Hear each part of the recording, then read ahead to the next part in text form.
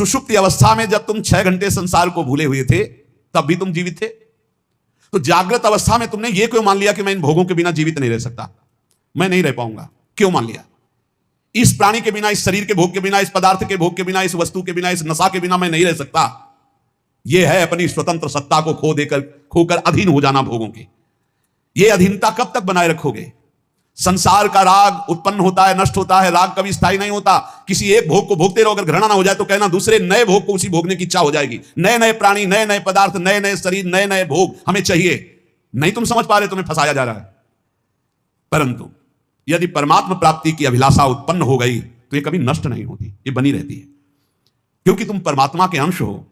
तुम्हारी अखंड स्थिति परमात्मा में है, उसे तुम भूल करके अंतःकरण और इंद्रियों में अपनी स्थिति को जो मान रहे हो, इसीलिए अभिलाषा बन गई भोगों की। इसको हटाना है, केवल इतना ही करना है कि इंद्रिय और मन से ममता हटाना है। इंद्रिय और मन से ममता हटाने का मतलब इंद्रिया मन जो गलत भोग भोगने की चाह कर रहे हैं, इनको नहीं पूरी करनी है। मैं नहीं हूं, अरे इतने में काम बन जाएगा।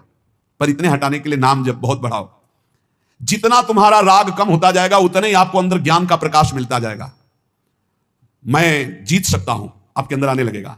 मैं जान गया हूं, ये अभी तक मुझे डरवा रहे थे, मैं इन भोगों के बिना भी रह सकता हूं। नहीं, बहुत डरवाते हैं, इसके बिना मैं नहीं रह सकता, इसके बिना मैं नहीं रह सकता। राग और द्वेष जितने भी साधन है सबको चाट जाता है। राग द्वेष मिटा के नित्य प्राप्त परमात्मा की अनुभूति स्वतः हो जाएगी। परिश्रम करना है केवल राग द्वेष मिटाने के लिए, इन इंद्रियों को भोगों से हटाने के लिए। भोग ने नहीं पकड़ा है, आपने भोग को पकड़ रखा है। बाहर जितना सुख भोगने की इच्छा करोगे उतना ही दुख मिलेगा। भीतर आकर के इनसे निरपेक्ष हो जाओगे उतने ही सुखी हो जाओगे।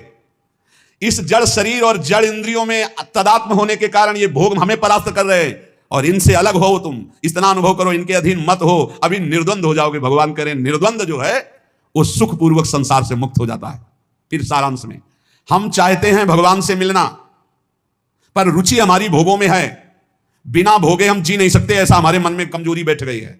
चाहे वो खान पान नशा कुछ भी भोग प्रकृति का, बिना प्रकृति के भोग के हम जी नहीं सकते। नहीं, ये मेरा विषय नहीं है, मैं अविनाशी हूं।